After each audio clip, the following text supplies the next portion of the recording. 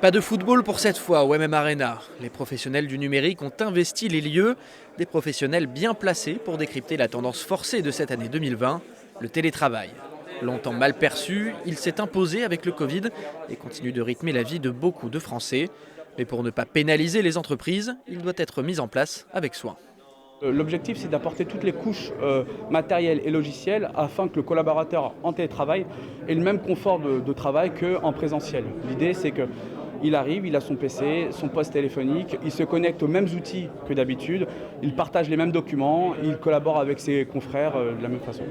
Problème, le télétravail peut ouvrir la porte aux pirates informatiques. Si la plupart des entreprises sont sécurisées pour faire face aux attaques, ce n'est pas le cas des particuliers, beaucoup plus vulnérables. Et donc du coup, je vais vous parler des principaux dangers que ça peut engendrer. Surtout si l'on ne respecte pas quelques règles élémentaires, comme bannir les Wi-Fi publics ou choisir des mots de passe sécurisés.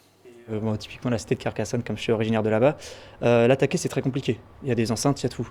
Et en fait, s'il y a un convoi qui part et qui va s'installer dans une petite ville à côté, ça va être beaucoup plus simple de l'attaquer. Il faut plus le voir comme ça. Sauf que l'impact va être minime, entre guillemets minime. Sauf qu'avec les informations récupérées dans cette attaque-là, ils vont pouvoir rebondir et attaquer la citadelle. Cet après-midi, Pierre-Alban Morin a dispensé une séance de coaching sur le sujet. Parmi les inquiétudes soulevées, que la sécurité prenne le pas sur la praticité.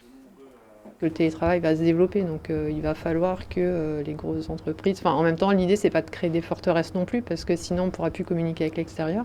Maintenant, en effet, je pense qu'il faut trouver des manières de sécuriser quand même les entreprises. Voilà, donc là, c'est le job de...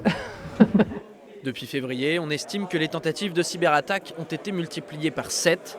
L'assureur Manceau MMA, paralysé pendant une dizaine de jours cet été, serait bien placé pour en témoigner.